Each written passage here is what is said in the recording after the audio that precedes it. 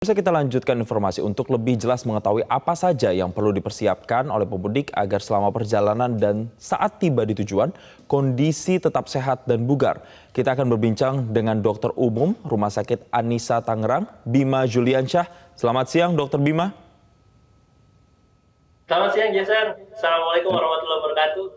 Waalaikumsalam, terima kasih Dokter Bima telah bergabung bersama kami. Kita melihat bahwa antusiasme pemudik saat ini untuk tahun ini juga cukup tinggi. Mereka banyak menggunakan kendaraan pribadi. Apa-apa saja yang harus dipersiapkan untuk menjaga kondisi mereka tetap sehat sampai dengan kota tujuan ini, Dokter Bima?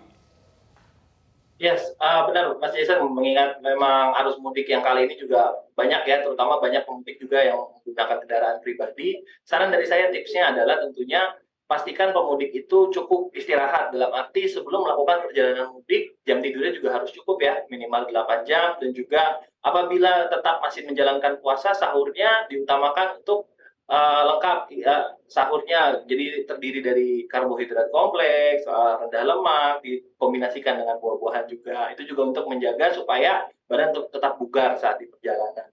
Dan juga kalau misalnya pastikan pada saat perjalanan itu berhenti ya, beberapa jam sekali supaya untuk menghindari ngantuk nih di perjalanan. Ini rawan sekali nih pada saat puncak arus mudik ini, pada saat di tengah perjalanan tiba-tiba ngantuk. Jadi maksimalkan fasilitas rest area yang sudah ada. Dan tentunya juga para pemudik nih sebelum menjalankan mudik juga bisa melakukan check up juga nih. Itu untuk lebih meyakinkan para pemudik kalau memang pemudik itu siap dan sehat untuk melakukan perjalanan mudik. Seperti itu Mas Jason.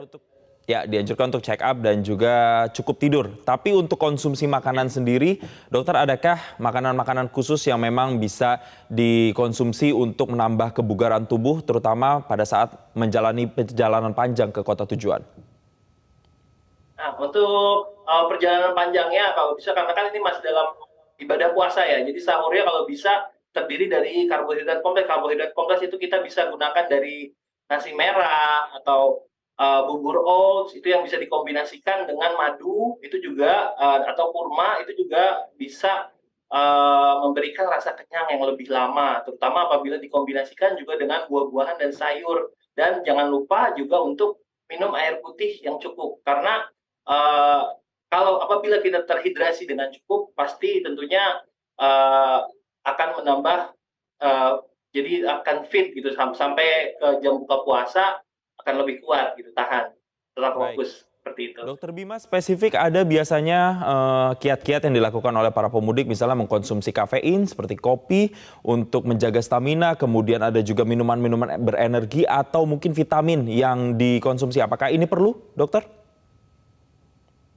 Kalau untuk perjalanan jauh, untuk kafein bisa dikonsumsi karena memang kafein terbukti memang mampu meningkatkan daya fokus ya. Tapi untuk minuman-minuman berenergi itu tetap harus berhati-hati konsumsinya, karena apabila kita mengkonsumsi minuman berenergi itu akan berakibat langsung dengan ginjal. Jadi memang harus diperhatikan cairan yang masuk dan cairan keluar apabila kita mau menggunakan minuman berenergi. Kalau saya kurang merekomendasikan, lebih baik kalau memang memerlukan energi lebih bisa konsumsi kafein atau dari kopi ya, seperti itu, Mas Terima Jason. kasih atas sarannya, Dokter Bima Juliansyah telah bergabung bersama kami di Breaking News Metro TV dan selamat kembali beraktivitas.